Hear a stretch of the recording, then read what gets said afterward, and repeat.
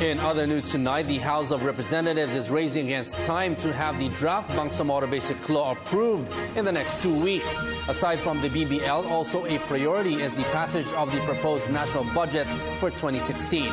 Again, the details from Freddie Abando. Next 2 weeks, the 2016 national 0.002 trillion pesos and the draft Bangsamoro Basic Law top the list of priorities for approval in the House. The Appropriations Committee, chaired by Congressman Isidro Ungab, will conduct a pre-plenary review of the budgets of every department, agency, and government-controlled and owned corporations this week. It will be submitted to plenary for deliberations next Monday. It's targeted for approval before the October 9 break. Speaker Feliciano Belmonte said the budget will be approved on second reading. Amendments will be proposed and endorsed for approval when Congress resumes by the third week of October. Belmonte also disclosed other measures which could be tackled by the House before the break. It's the only important bill that is on the agenda. Although if we, as I expect, we'll have a quorum later on, we have a number of bills to approve on third reading. So kailangan na vote. Basically, what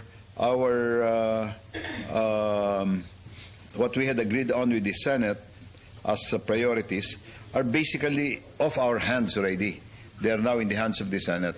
The only exceptions are, number one, the customs modernization.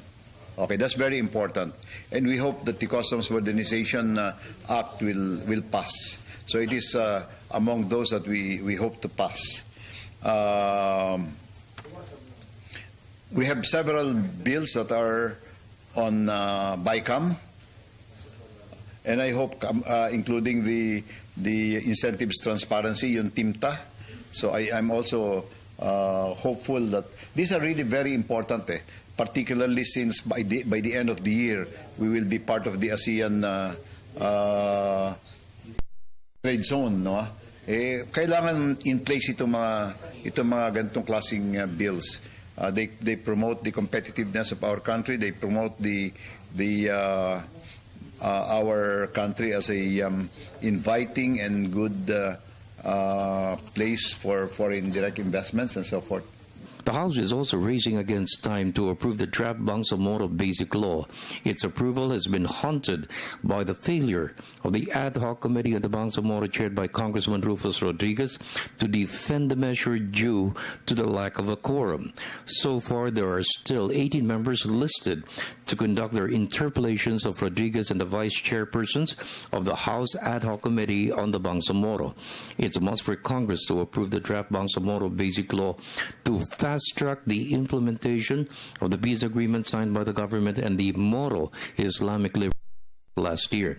Speaker Belmonte reiterated his appeal to members listed to interpellate to be present and complete their interpellations. Let's be realistic, that's very true. And maybe there may be maybe 1 or 2 or 3 more days in the course of the budget that we might find some space for it, Pero here we have it's the only item on our agenda, and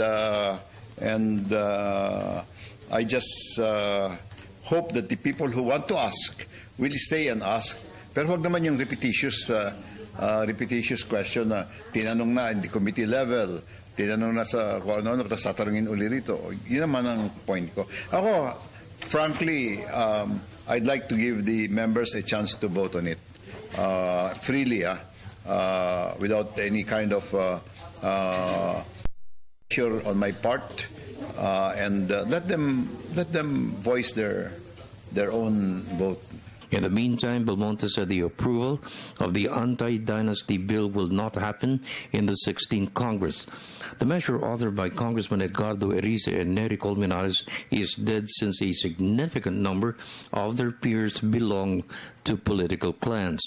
Resolution number 1, which proposes amendments to the economic provisions of the Constitution, may have a slight chance to be approved before the end of the year. For the People's Television Network, this is Freddie Abando reporting.